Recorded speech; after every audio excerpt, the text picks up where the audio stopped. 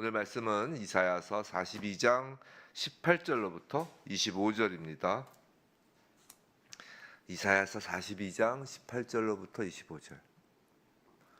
우리 한 목소리로 함께 받들어 읽도록 하겠습니다. 너희 못 듣는 자들아 들으라. 너희 맹인들아 밝히 보라.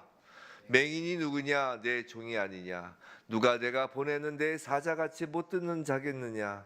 누가 내게 충성된 자같이 맹인이겠느냐? 누가 여호와의 종같이 맹인이겠느냐? 내가 많은 것을 볼지라도 유의하지 아니하며 귀가 열려 있을지라도 듣지 아니하는도다. 여호와께서 그의 의로 말미암아 기쁨으로 교훈을 크게 하며 존귀하게 하려 하였으나 이 백성이 도둑맞으며 탈취를 당하며 다 굴속에 잡히며 옥에 갇히도다. 노략을 당하되 구할 자가 없고 탈취를 당하되 되돌려 주라 말할 자가 없도다. 너희 중에 누가 이 일에 귀를 기울이겠느냐? 누가 뒤에 올 일을 삼가 듣겠느냐? 야곱이 탈취를 당하게 하신 자가 누구냐? 이스라엘을 약탈자들에게 넘기신 자가 누구냐? 여호와가 아니시냐? 우리가 그에게 범죄하였도다. 그들이 그의 길로 다니기를 원하지 아니하며 그의 교훈을 순종하지 아니하였도다. 그러므로 여호와께서 맹렬한 진노와 전쟁의 위력을 이스라엘에게 쏟아 부으심에 그 사방에서 불타오르나 깨닫지 못하며 몸이 타나 마음에 두지 아니하는도다. 아멘. 오늘 들으라 보라 라는 이 말씀으로 이사야서 42장 18절부터 25절 말씀을 받을 때 우리가 다시 영의 귀가 열려 듣고 영의 눈이 뜨여져 보는 그런 하나님의 종, 하나님의 사자, 하나님의 자녀로서 이 땅에서 살아가길 주님의 이름으로 축원합니다. 우리는 이제 앞서서 이사야서 42장 1절로부터 9절, 앞서서 42장 1절에서 9절까지는 이제 하나님의 종, 주의 종에서 메시아, 예수 그리스도의 모습을 보았었어요. 10절부터 17절에서는 이제 구원을 행하시는 여호와를 향하여 새 노래를 부르는 백성들과 그 찬양, 그 기도와 함께 구원을 행하시고 우상을 파쇄하시는 여호와의 행하심에 대하여 살펴보았습니다. 그런데 오늘 본문 이제 18절에서 25절에서는 갑자기 분위기가 확 바뀌어요. 어제까지는 기쁨과 소망이 넘쳤다면 그 메시아의 소식과 하나님의 일하심과 우리의 새 노래로 소망이 넘쳤다면 오늘 갑자기 하나님께서 당신의 백성에 대한 징벌, 그 징벌이 내려지는 일에 대한 그 말씀이 선언되고 있기 때문이에요. 그런데 성도 여러분, 우리가 명심해야 될 것은 여기서 선언되는 하나님의 백성에 대한 징벌은 절대 저주가 아닙니다. 심판이 아니에요. 징벌이죠. 우리가 징벌과 심판을 구별할 줄 알아야 돼요. 절대 저주가 아닙니다. 그래서 낙심할 일이 아니라는 것이에요. 오히려 하나님의 은혜이며 축복입니다. 왜냐하면 이제 내일 보게 될 이제 오늘 본문에 연이어서 곧바로 43장 1절 이 말씀이 뭐예요? 우리 한번 43장 1절만 다시 한번 볼까요? 우리 한번 야곱아 너를 창조하신 여호와께서 지금 말씀하시느니라 이스라엘아 너를 지으신 이가 말씀하시느니라 너는 두려워하지 말라 내가 너를 구속하였고 내가 너를 지명하여 불렀나니 너는 내 것이라. 아멘. 이 말씀이 있기 때문이에요. 유명한 말씀이죠. 찬송가 찬양 그 가사에도 있잖아요. 내가 너를 지명하여 불렀나니 너는 내 것이라. 하나님께서 당신의 백성에 대한 구속과 지명과 소유권을 선포하시기 때문에 오늘 42장 18절로부터 25절 말씀은 저주의 말씀이 아니라 은혜와 축복의 말씀임을 잊지 마시기 바랍니다. 그래도 무거운 말씀이에요. 분위기가 어제와는 사뭇 다릅니다. 이런 생각을 한번 해보셨나요? 이제 구약의 이스라엘 백성은 정말 참으로 신약의 교회인 성도들을 예표하고 있다라는 생각을 해보셨냐는 것이죠. 구약의 교회가 신약의 교회의 하나의 모델하우스처럼 이렇게 성경에서 그려지고 있다는 것이에요. 가만히 생각해 보세요. 우리는 지금 이사야가 예언하였던 오실 예수님, 그렇죠? 우리 1장에 가까이서는 이제 42장 1절부터 9절까지 오실 예수님에 대한 예언이잖아요. 그 오실 예수님이 이미 오셔서 오신 예수님을 우리는 성령 가운데 만난 사람들이에요. 즉 이사야서 42장 1절에서 9절까지 해서 그 예언하였던 그 예수님을 우리는 오신 예수님으로 경험하였단 말이죠. 그건 곧 이스라엘 백성처럼 그 죄라는 홍해에서 건짐을 받은 하나님의 백성이 우리도 되었다는 것이에요.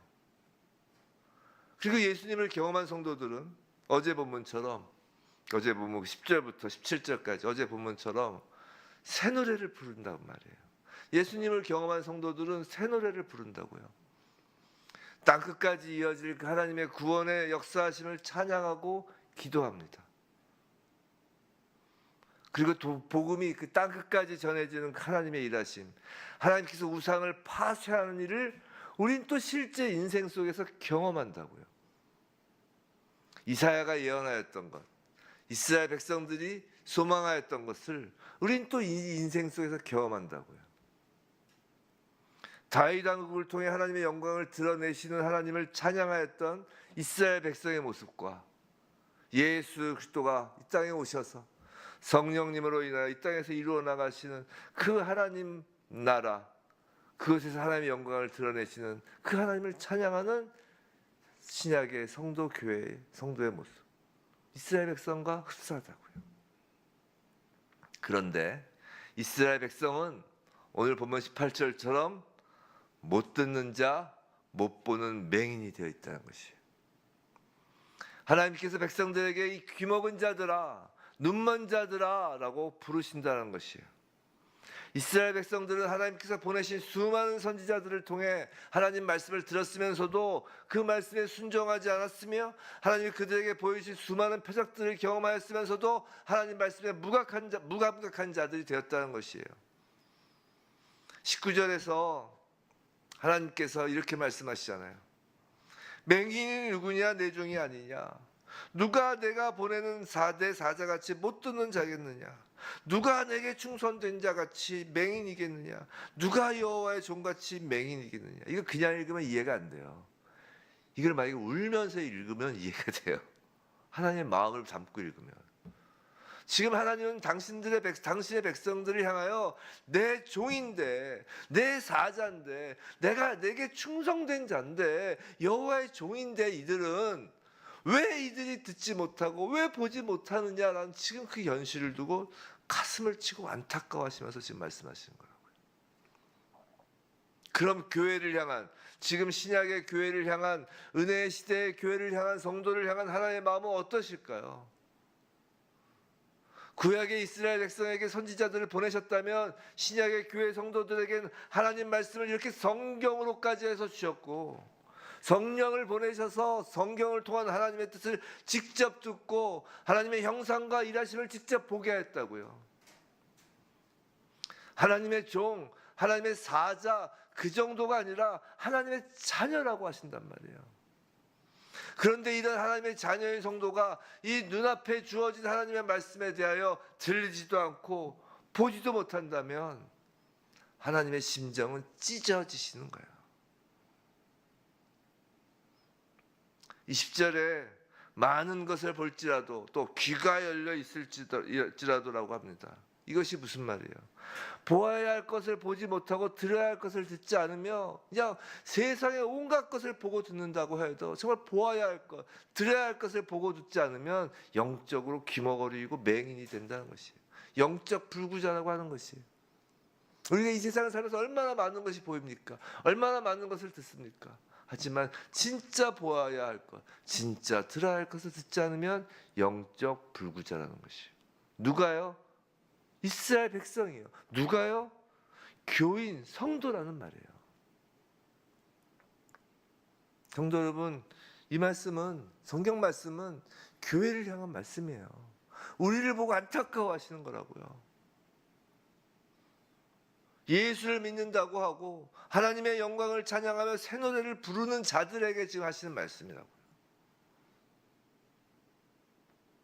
왜 하나님께서 이렇게 마음이 아프실까요? 왜 안타까워하실까요?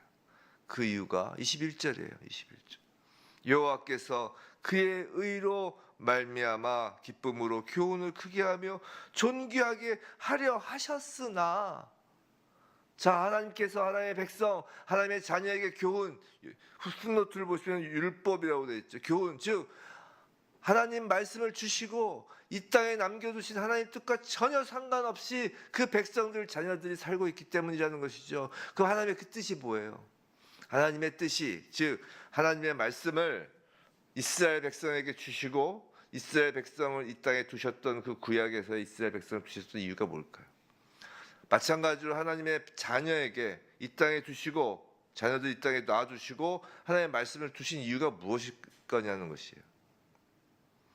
그 하나님의 뜻이 무엇이냐? 그게 바로 21절 여호와께서 그의 이로 말미암아 기쁨으로 교훈을 크게 하며 존귀하게 하려 하신 이유라는 것이에요. 근데 여기서 그의 의로 말미암아라고 이렇게 번역된 부분은 그의 의를 위하여라고 번역될 수 있고 그렇게 번역하는 것이 더 적합합니다. 즉 그의 의를 위하여 교훈을 크게 하며 존귀하게 하려 함이 하나님의 뜻이라는 거예요. 방금 교훈이 뭐라고 그랬죠? 풋노트에 율법이라고 되어 있고 즉 하나님의 말씀이라고 되어 있어요.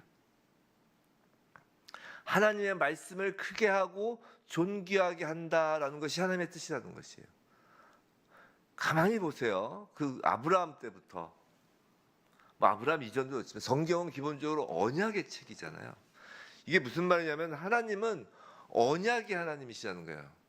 하나님의 구속사는 구원은 언약으로 맺어지고 언약으로 성취되는 것이에요. 무슨 말이냐면 하나님은 하나님의 구속하실 백성과 언약 관계로서 하나가 되길 원하신다고요. 구원이 뭐예요? 오늘 아침에 차 타고 오면서 이제 우리 반주하시는 자매와 이제 대화를 하는데 참 이런 대화는 재밌어요. 이게 뭐냐면 이제 구원이 뭐예요? 구원이 너무 추상적으로 생각하지 않나요? 제가 말씀 더 추상적이게 되나? 구원은 하나님과 하나가 되는 거예요. 그러니까 예수님도 아버지께 기도하시면서 아버지와 내가 하나인 것처럼 우리가 하나인 것처럼 저들도 우리와 하나가 되게 하소서 이렇게 기도하잖아요. 즉 하나가 되는 게 구원이에요. 근데 하나님은 이 피조세계 특히 우리 인간들과 하나가 되는 그 하나님께서 택하시고 정하신 방법이 언약인 거예요. 언약, 율법, 말씀 뭐 조금씩 다르긴 하겠지만 크게 봐서 하나로 보면 즉 말씀 안에서 하나가 되길 원하시는 거라고. 그래서 교회의 반석이 베드로의 그 신앙 고백인 거예요.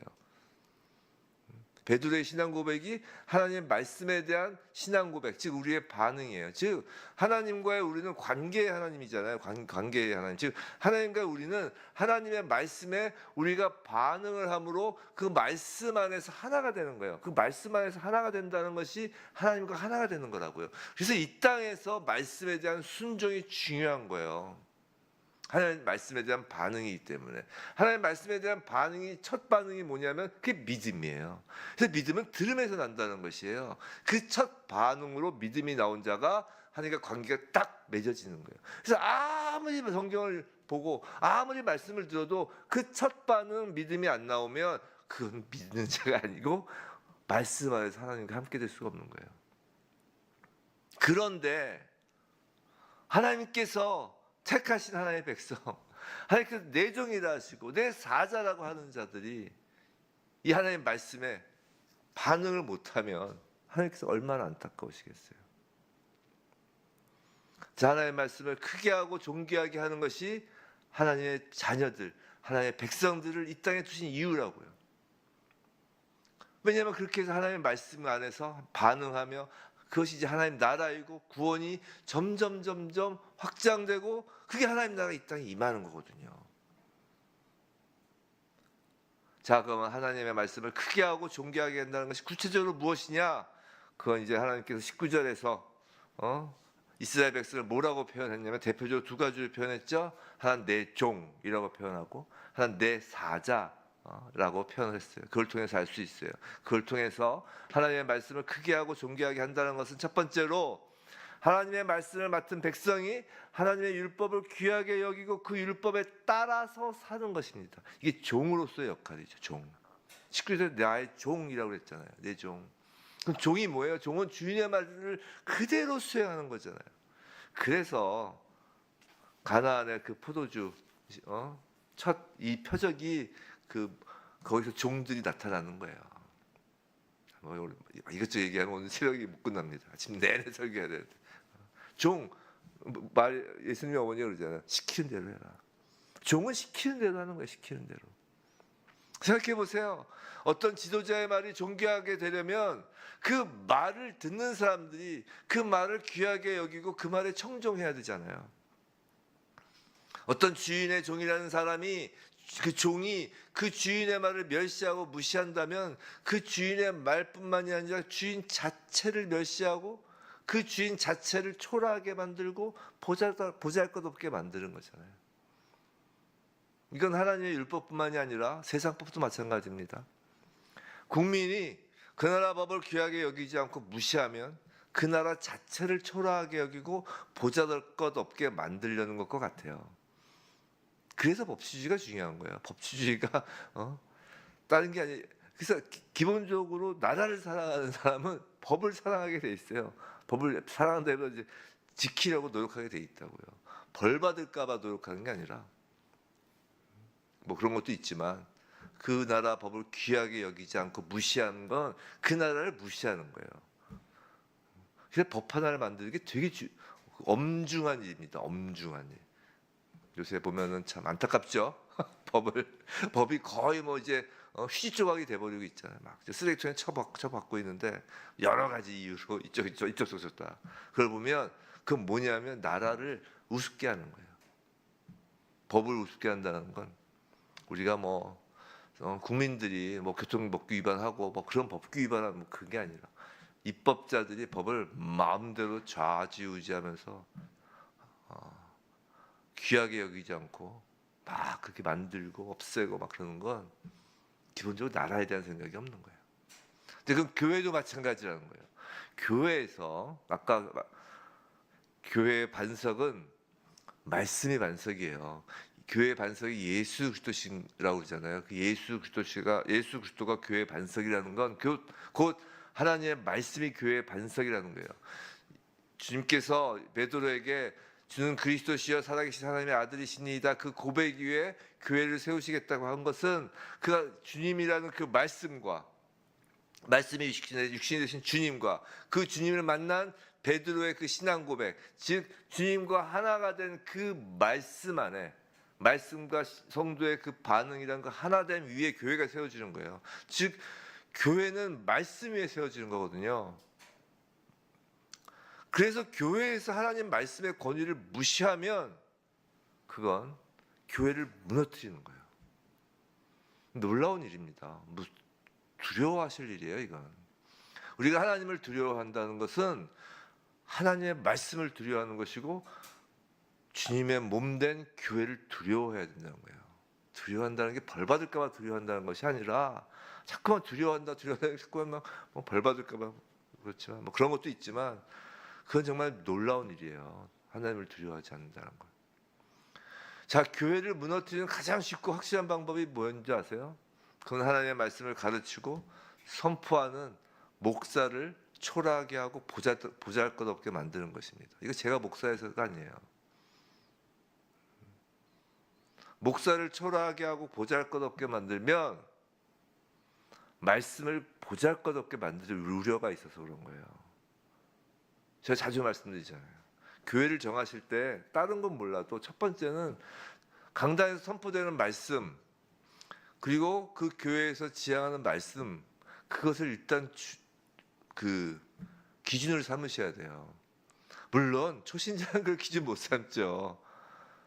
좀 오래 신앙생활을 하셨는데 교회를 뭐 예를 들어 이사를 가셔야 된다거나 무슨 문제가 있어 옮기셔야 된다면 교회를 정하실 때 그 말씀을 봐야 된다는 건 설교자가 말을 잘하는가를 보라는 게 아니에요. 그건 스킬이죠. 그게 중요한 게 아니라 입만 살아있는 게 중요한 게 아니라 그곳에서 선포되는 말씀이 성경 말씀에 부합되는지를 보셔야 된다고요. 좀 어렵죠. 그러니까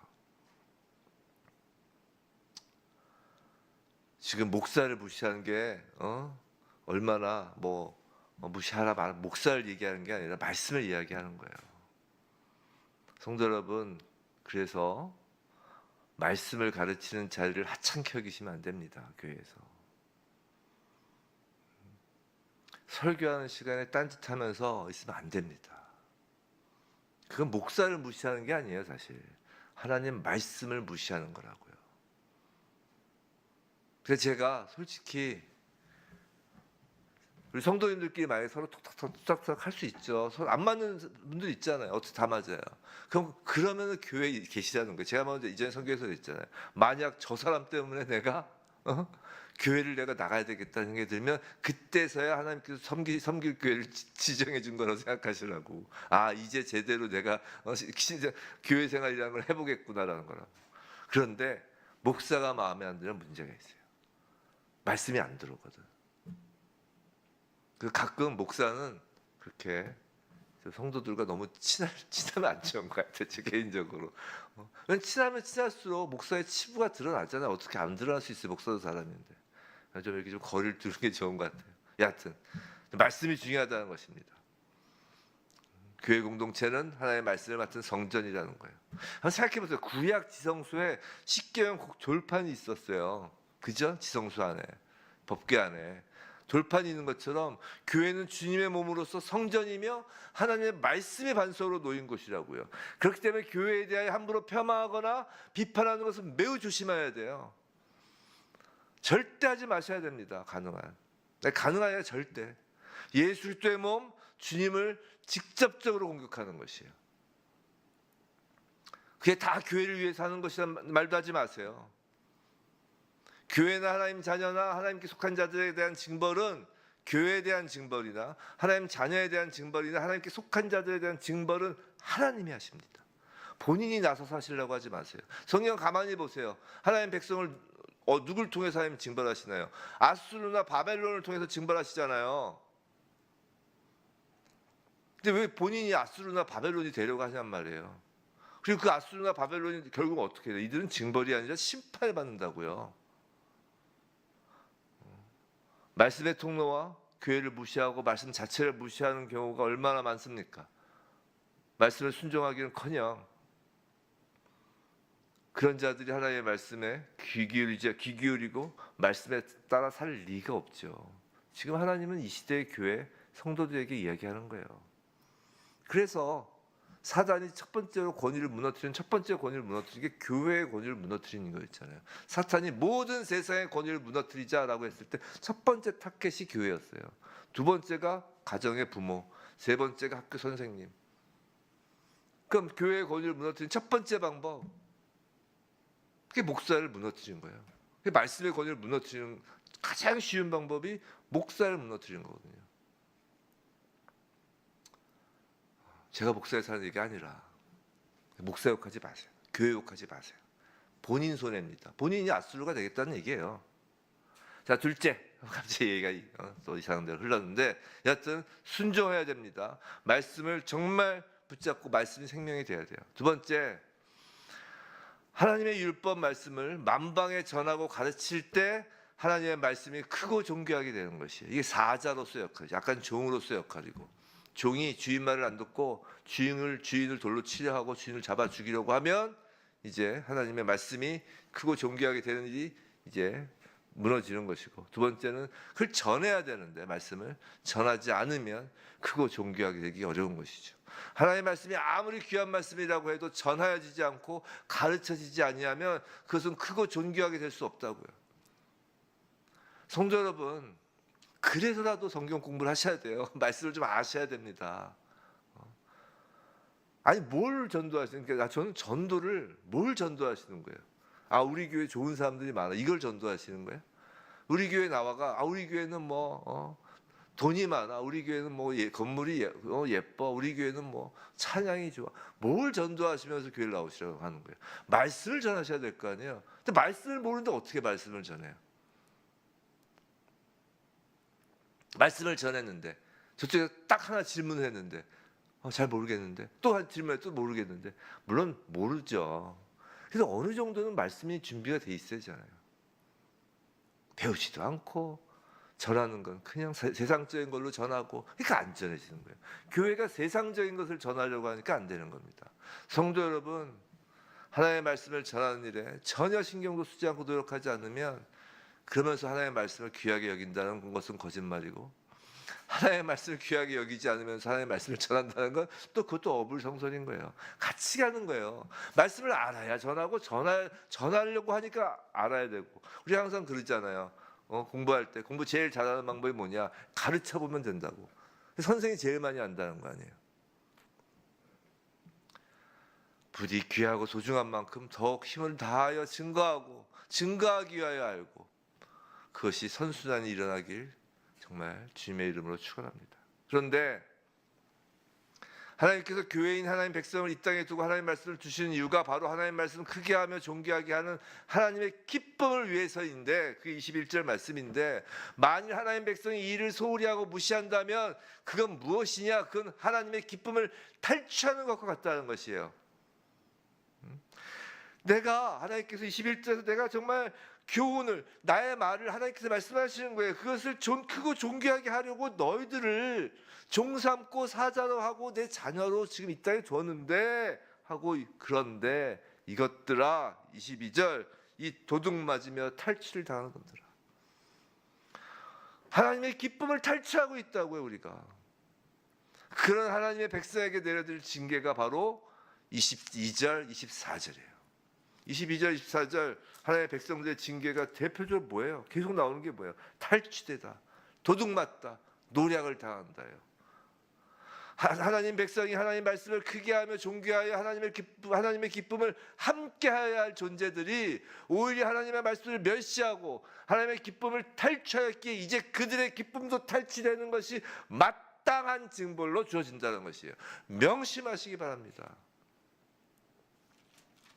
그런데 차라리 이렇게 하나님의 징벌을 받는 것도 축복이에요. 아까 말씀드린 것처럼 43장 1절의 말씀이 기다리고 있는 자이기 때문입니다. 만약에 성도라고 하면서도, 나 교인이야 라고 하면서도 하나님의 말씀에 순종하지도 않고, 말씀 따로, 내 생활 따로, 오늘 교회에서 좋은 말씀 들었다, 좋은 영화 보고 감동받듯이, 교회에서 오늘은 우스운 설교를 들으면 희극 영화 한 편 본 걸로 눈물 펑펑 흘리면 어떤 멜로물 영화 한 편 본 것처럼 그렇게 말씀을 우습게 여기고, 전하는 자나 듣는 자나, 그러면서 하나님의 말씀을 크게 하며 존귀하는 것에 대해 전혀 관심도 없는데, 그런데도 불구하고 도둑맞고 탈취되는 것 없이 그저 세상의 기쁨과 세상 형통이 지속된다면 그건 저주예요. 하나님의 백성, 하나님의 자녀가 아니라는 것이기 때문입니다. 내버려 두신 거예요. 사랑하는 성도 여러분, 오늘 말씀은 단순히 하나님께서 당신의 백성을 책망하시고 징계하시는 말씀이 아닙니다. 저주의 말씀이 아니신 거예요. 하나님은 우리에게 여전히 보라, 들으라 라고 말씀하고 계시기 때문이에요. 이는 포기하지 않으신다라는 뜻입니다. 회복의 여지를 남기시겠다는 것이에요. 오늘 우리가 다시 하나님의 음성에 귀를 기울인다면, 오늘 우리의 영적 눈을 열고 말씀을 본다면 하나님은 다시 우리를 사용하실 것입니다. 부디 하나님 말씀 앞에서 겸손히 순종하고 전하며 하나님 말씀을 크게 하며 존귀하게 하는 하나님의 종, 하나님의 사자, 하나님의 자녀가 바로 산지교회 성도, 바로 우리이길 주님의 이름으로 축원합니다.